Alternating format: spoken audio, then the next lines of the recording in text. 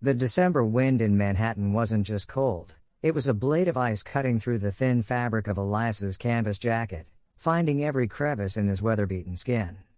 Fifth Avenue gleamed with Christmas lights, but to Elias, the lights were merely distant blurs of a world that had forgotten him. His fingers, once capable of blending the subtlest shades of cobalt blue and burnt sienna, were now cracked and black with dirt and cold. He stopped in front of Galerie d'Or. The art gallery, the epicenter of New York's contemporary art market, boasted a minimalist masterpiece, floor-to-ceiling tempered glass, brushed steel frames, and a discreet gold logo that screamed exclusivity.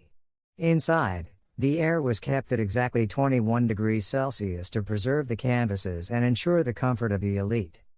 Elias didn't want attention. He just wanted warmth. He pushed open the heavy glass door. The sound of New York traffic was instantly replaced by the muffled silence of expensive carpets and the hum of high-tech air filtration systems. The smell was an intoxicating mixture of designer perfume, single-origin coffee, and the subtle, almost imperceptible aroma of turpentine and fresh varnish. He took 3 steps inside, leaving streaks of damp mud and melted snow on the pure white Carrara marble floor. Have you ever felt the weight of an entire room's silence turning against you? If you believe that a human being's worth lies not in the clothes they wear, but in the spirit they carry, sign up now, because what Elias is about to face will change the way you see the world. In the center of the gallery, beneath a crystal chandelier that cost more than a house in Queens, a group of people held glasses of Cristal champagne. Julian Vane, the most feared art critic on the East Coast, gestured with a hand adorned with a gold signet ring as he explained the existential emptiness of a white canvas with a single black dot in the center. Julian's voice trailed off mid-sentence. His eyes, protected by custom-made tortoiseshell frames, fixed on Elias. The contrast was stark.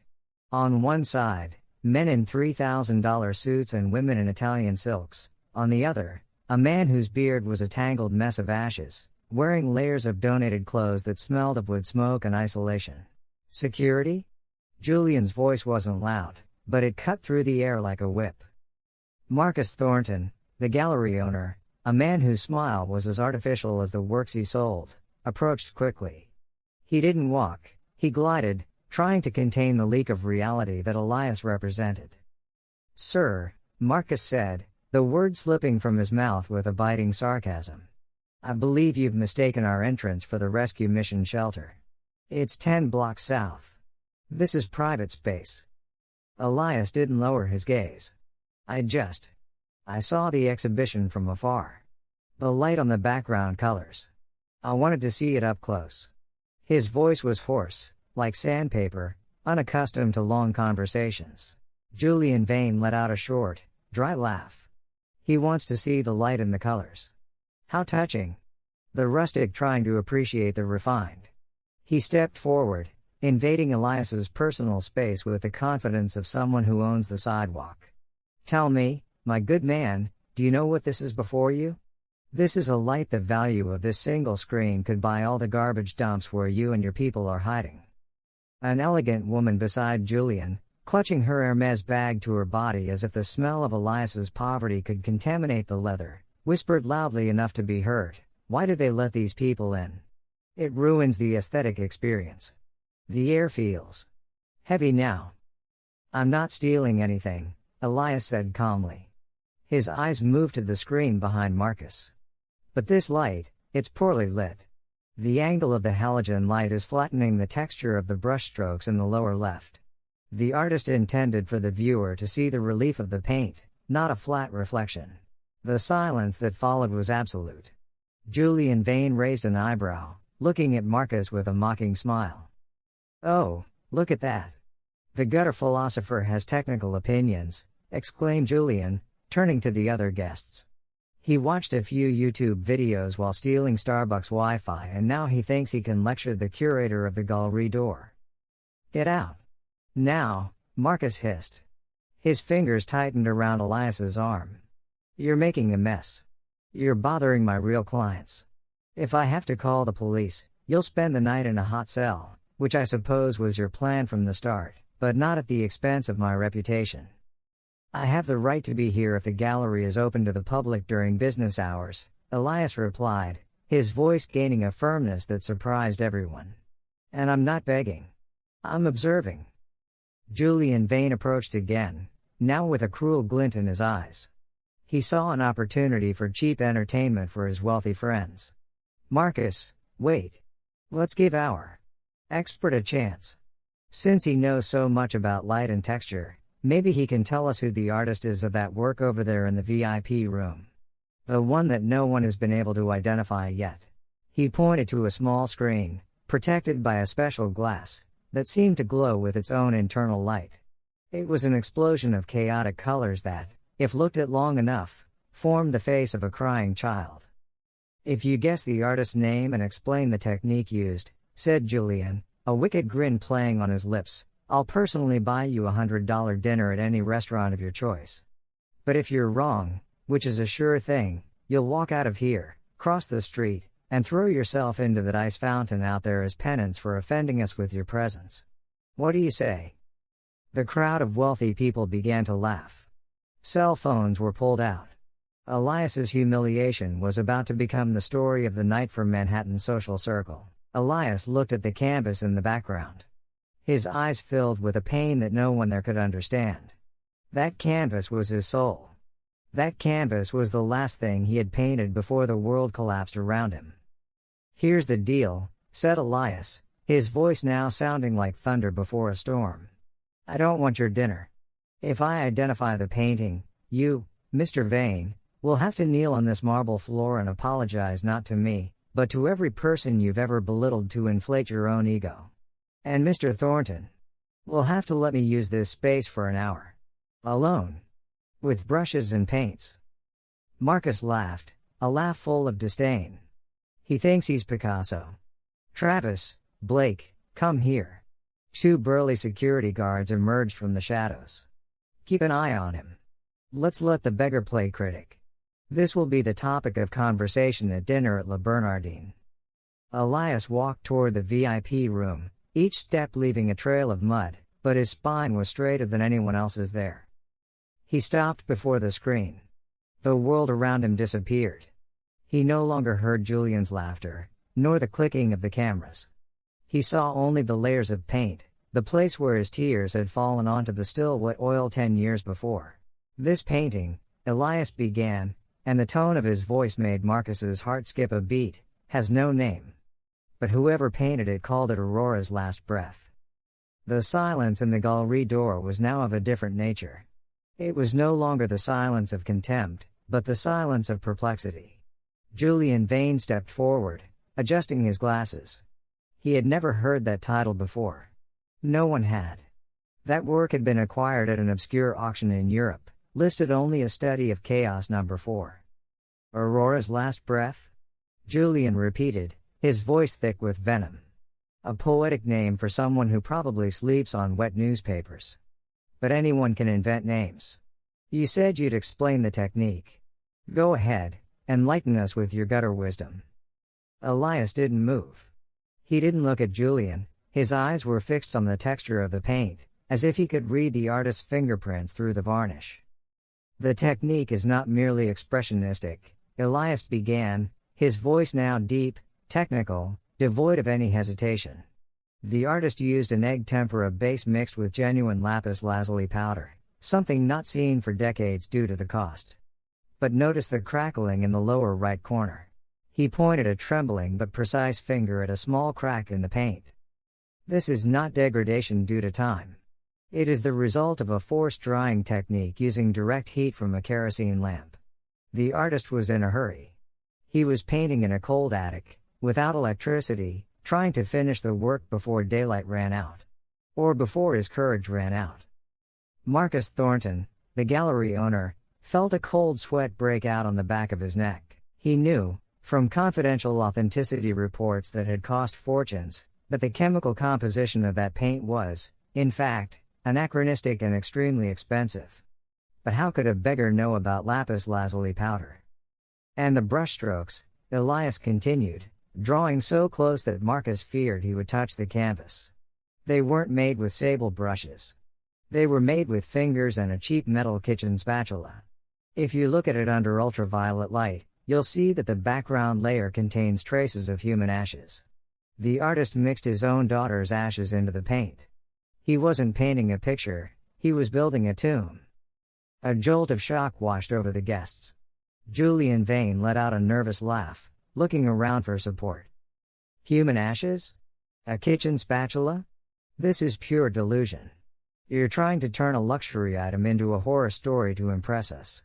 Marcus, please get this man out of here before he starts saying the painting is talking to him. Have you ever felt that the truth was right before your eyes, but someone's pride was so great that they preferred to ignore it? If you want to see the exact moment when the mask of these powerful people begins to fall, leave your like now, because Elias's next sentence will shake the foundations of this gallery. Elias finally turned to face Julian. You call yourself the greatest critic in New York, Mr. Vane. But you don't look at the art. You look at the price. You wrote in your column last month that this work was an empty exercise in soulless technique. But you failed to notice that the red pigment used in the center is not cadmium. Elias took a step towards Julian, who recoiled, bumping into a glass table. It's blood, Elias said softly. The artist cut his own hand during a fit of despair and finished the center with his own life fluid. If you were half the expert you pretend to be, you would have smelled the pain in the pigment. Julian was livid. Enough. Marcus, call security now. This is trespassing, it's harassment. He's devaluing my collection with these absurd lies. The two security guards, Travis and Blake, stepped forward. Travis, a man twice Elias's size, grabbed him by the shoulder with excessive force. That's enough, Grandpa. Let's go for a walk outside. Wait, an authoritative female voice echoed from the back of the room. It was Maya Stern, the chief curator of the Metropolitan Museum of Art, Met, who was discreetly present. She walked to the center of the circle, her eyes intently focused on Elias. Mr. Thornton, release him, she ordered. He mentioned something that only 3 people in the world know about this ash mixing technique. One of those people died 10 years ago. The other is me. And the third. She looked at Elias, tears beginning to well up in her eyes. The third was the man who painted this. A man named Elias Thorne. The glass genius. The man who is said to have died in a fire in his studio after the death of his daughter. Julian Vane snorted, trying to regain his composure. Maya, please. You're not suggesting that this urban castaway is the legendary Elias Thorne? Thorne was an art aristocrat. He spoke 5 languages, dined with presidents. Look at him. He's just a human remnant. People like you, Elias said, looking at Julian with a pity that hurt more than a punch, see the suit, but never the man. You see the frame, but you're blind to the canvas. You said I didn't belong here. But the truth, Julian, is that this place was built on what was left of me. Marcus Thornton was pale. If that man was indeed Elias Thorne, the Gallery d'Or was in enormous legal trouble. The work Study of Chaos No. 4 had been listed as by an unknown author, which allowed Marcus to buy it for a fraction of its real value. If the author were alive, he had millions of dollars in unpaid property rights and royalties. Prove it, Marcus challenged, his voice faltering. If you're Thorne, prove it. Thorne had a mark. An invisible signature that no forger has ever been able to replicate. If you are who you say you are, show us where it is. Elias smiled. It was a weary smile, the smile of a man who had already been through hell and no longer feared the fire. I'll do better than that, Mr. Thornton, Elias said. I gave you the title. I gave you the technique. Now, I'll give you the ultimate proof. But first. He looked at the crowd of recording cell phones. I want Mr. Vane to fulfill his part of the deal. Kneel down. Apologize for every hateful word you spat out today. Apologize for forgetting that beneath these rags beats a heart that creates worlds you only dare to comment on. Julian looked around. He saw the glances of his peers shifting. Doubt had taken root. If he knelt and the man was an imposter, he would be a fool. But if he didn't kneel and the man was truly Elias Thorne, his career would end that night. I'm not going to kneel before a beggar, Julian spat, though his voice trembled. Prove it first. Then we'll talk about apologies. Elias walked to the gallery's reception area. He took a glass of mineral water from a silver tray and, to Marcus's horror, picked up a linen napkin. Elias Thorne's signature, Maya Stern explained to the crowd, was made with a mixture of lemon juice and a chemical compound that only becomes visible when it reacts with a specific pH and direct light. He hid it in the iris of the portraits he painted. Elias wet the napkin and, with a delicacy that seemed impossible for those rough hands, touched the eye of the child painted on the canvas.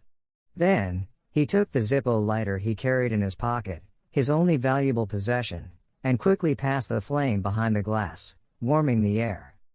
Slowly, as if a ghost were emerging from the past, golden and perfect letters began to shine within the painted iris. For Aurora. With love, Dad. The impact was like a silent explosion. Maya Stern covered her mouth with her hands, sobbing openly. The guests recoiled, some putting away their cell phones in embarrassment, others drawing closer to witness the miracle. Elias Thorne was alive. And there he was, covered in mud and cold, in the gallery that profited from his supposed death. Julian Vane felt his legs go weak. The New York art world was about to suffer an earthquake, and he was at the epicenter of the disaster. Now, said Elias, his voice echoing off the white marble walls like the final judgment. Julian. Kneel. The silence that followed the unveiling of the signature was so dense that one could hear the hum of the gallery's HVAC system. Julian Vane, the man whose reviews could destroy careers with a single sentence, seemed to have aged 10 years in 10 seconds. His hands, once steady and holding the crystal glass, trembled so much that the champagne spilled, staining his impeccably clean linen suit. No. This is a trick. A well-executed con, Julian stammered, but his voice no longer had the authority it once did. It was the sound of a man watching the ground disappear beneath his feet. Elias Thorne stepped forward. He no longer needed to shout. The truth in his eyes was louder than any insult. The trick, Julian, was that you convince the world you understand art, when in reality you only understand price tags. You've looked at this painting 1,000 times and never seen a father's love. You've only seen a commodity. Marcus Thornton, the gallery owner, was frantically trying to type something on his cell phone, but Maya Stern, the Met curator, blocked his path with the coldness of a judge. It's too late to call your lawyers, Marcus, Maya said, her voice cutting through the air. I just sent a photo of that signature to the International Council of Authenticity and the Stolen Works Registry. This gallery is selling a work that was reported lost in an unexplained arson fire. This isn't just a curatorial error. It's a federal crime. Have you ever witnessed the moment a tyrant realizes his crown is made of paper? If you want to see Julian Vane taste his own medicine in front of millions, sign up now, because his downfall will be broadcast live worldwide. The elite crowd, which minutes before had laughed at Elias's clothes, now distanced itself from Julian and Marcus as if they were infected. The cell phones, previously used to ridicule the beggar, now captured the critic's humiliation. Maya Rodriguez, the young photographer who started filming everything, zoomed in on Julian's pale face. Kneel down, Elijah repeated. The word echoed like a verdict. Julian looked around, searching for an ally. He saw only scornful glances and camera lenses. With trembling lips and buckling legs, New York's most powerful art critic collapsed. His knees hit the cold Carrara marble, right on the mud Elias had brought in from the street. I'm so sorry, Julian whispered, looking at the floor. I assumed. I didn't know. You don't feel sorry for me, Elias interrupted, looking down at him. You feel sorry for being caught. You feel sorry that your world of appearances crumbled. You didn't apologize to the people you humiliated in the streets. You didn't apologize to the artists you destroyed to maintain your power. Apologize to them. Julian couldn't answer. He was sobbing, a pathetic sound that filled the luxurious room. At that moment, the glass doors of the gallery door opened again. This time, it wasn't the cold wind, but the blue and red lights of police cars parking outside. Detectives from the FBI's Art Crimes Unit entered the premises, alerted by Maya Stern's immediate tip. Marcus Thornton tried to protest. "This is a misunderstanding. I am a respectable citizen. This man is an intruder." The lead detective, a stern-faced man named Miller, ignored Marcus and walked straight to Elias. He glanced at the ragged man and then at the gleaming painting on the wall. "Mr. Thorne?" the detective asked with unexpected respect. "We heard there was a resurrection tonight. My name is Miller. We have some questions about how a work that should have been destroyed in a fire in 2015 ended up in this gallery's private storage 6 months ago." Marcus Thornton paled so much that he looked like one of the plaster statues in the room. The investigation was just beginning, but the evidence was overwhelming. Falsified import documents, money laundering through sham auctions, and the deliberate exploitation of the image of a dead artist. Elias looked at Marcus. "You bought my pain for a pittance, Marcus. Now, you'll pay the market price for your greed." While the police handcuffed Marcus Thornton under the flashing cameras, Elias walked over to Julian, who was still on his knees. He extended his hand, a calloused, dirty hand, but the hand of a master. Julian recoiled, expecting a blow, but Elias merely took the silk handkerchief that protruded from Julian's jacket pocket and used it to wipe away a last patch of mud from the floor. "Clean up your own mess from now on, Julian," Elias said calmly. "The art world doesn't need more gatekeepers like you. It needs eyes that know how to cry." Julian Vane was escorted out by security from the gallery itself, now under federal intervention. He stepped out into the cold New York night, where dozens of reporters were already waiting for him. Within 24 hours, his name would be removed from all art boards. His books would be pulled from shelves. He would go from arbiter of taste to social outcast. Elias Thorne stood alone in the center of the gallery, surrounded by police officers, curators, and onlookers. Maya Stern approached him, placing her hand on his shoulder. "Elias, do you have a place to go? The Met can arrange everything.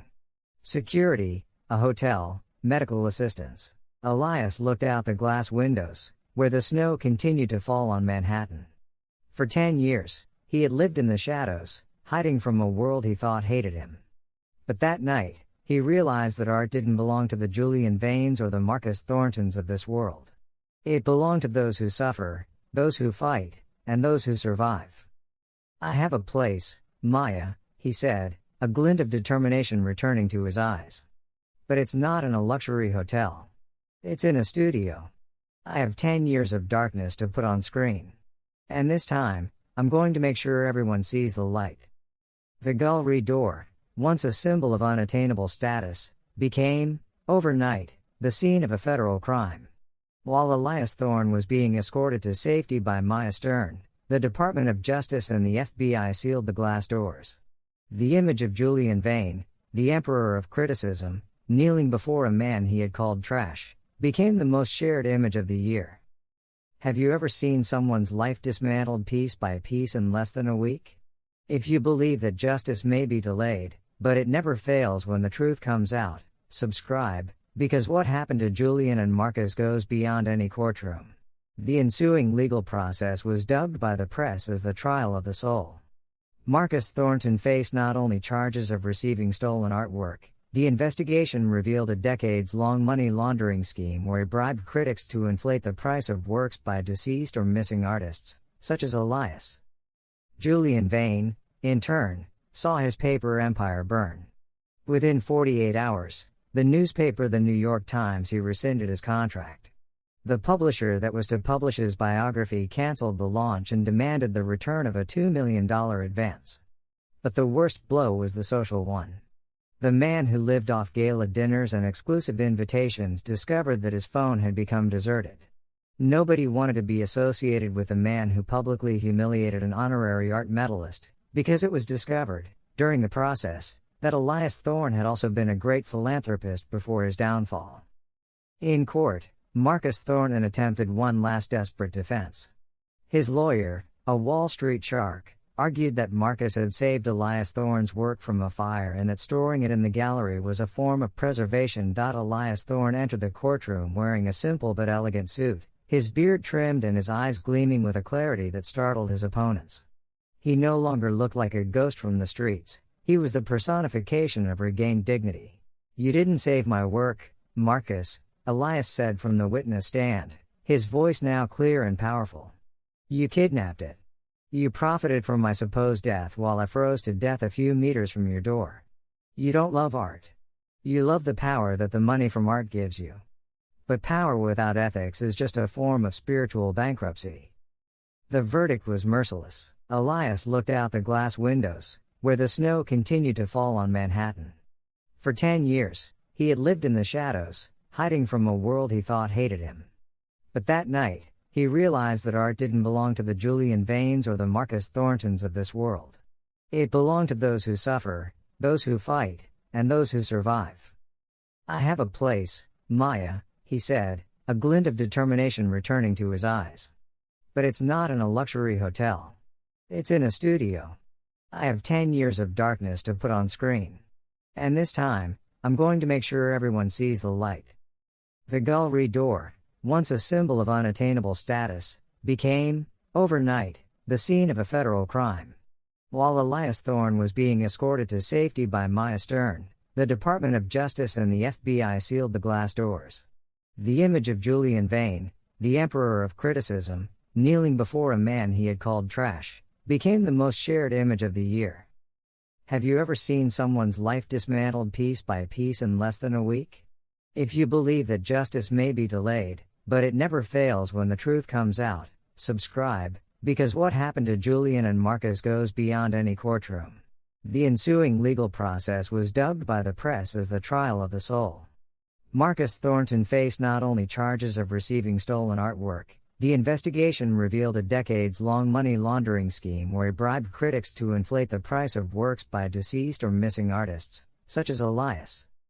Julian Vane, in turn, saw his paper empire burn. Within 48 hours, the newspaper The New York Times he rescinded his contract. The publisher that was to publish his biography canceled the launch and demanded the return of a $2 million advance. But the worst blow was the social one. The man who lived off gala dinners and exclusive invitations discovered that his phone had become deserted. Nobody wanted to be associated with the man who publicly humiliated an honorary art medalist, because it was discovered, during the process, that Elias Thorne had also been a great philanthropist before his downfall. In court, Marcus Thornton attempted one last desperate defense. His lawyer, a Wall Street shark, argued that Marcus had saved Elias Thorne's work from a fire and that storing it in the gallery was a form of preservation. Elias Thorne entered the courtroom wearing a simple but elegant suit, his beard trimmed and his eyes gleaming with a clarity that startled his opponents. He no longer looked like a ghost from the streets, he was the personification of regained dignity. "You didn't save my work, Marcus," Elias said from the witness stand, his voice now clear and powerful. "You kidnapped it. You profited from my supposed death while I froze to death a few meters from your door. You don't love art. You love the power that the money from art gives you. But power without ethics is just a form of spiritual bankruptcy." The verdict was merciless.